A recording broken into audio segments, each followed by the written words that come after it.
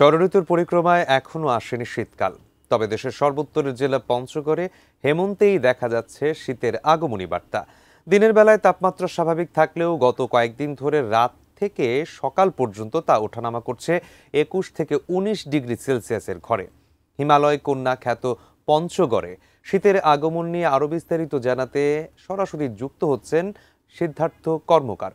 সিদ্ধার্থ, পঞ্চগড়ে আসলে শীতের আগমনী বার্তা মোটামুটি অনেকদিন আগে থেকে শুরু হয়ে গেছে। এখন আসলে কি চিত্র আপনি দেখছেন আমাদের দর্শকদের জন্য জানাবেন। গত 4 দিনে যদি আবহাওয়ার যে তাপমাত্রা সেটি যদি একটুখানি তুলে ধরি, সেটি হচ্ছে যে 20 ডিগ্রি সেলসিয়াস, 19 ডিগ্রি সেলসিয়াস, গতকালকে 21 ডিগ্রি সেলসিয়াস এবং আজকে সকালেও কিন্তু 21 ডিগ্রি সেলসিয়াস তাপমাত্রা পরিমাপ করা হয়েছে সর্বনিম্ন তাপমাত্রা তেঁতুলিয়া আবহাওয়া পর্যবেক্ষণাগার থেকে।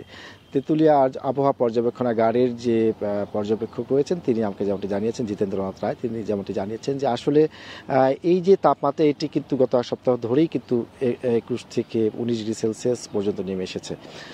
আর এই মাসের শেষ নাগাদ এবং নভেম্বরের শুরু দিয়ে কিন্তু এই যে তাপমাত্রা সেটি আরও নেমে যাবে। আর পঞ্চগড় কিন্তু হিমালয়ের পাদদেশে অবস্থানের কারণে বরাবরই শীতের যে আগমন সেটি একভাগই ঘটে। এই বছরও কিন্তু তেমনটি ঘটেছে।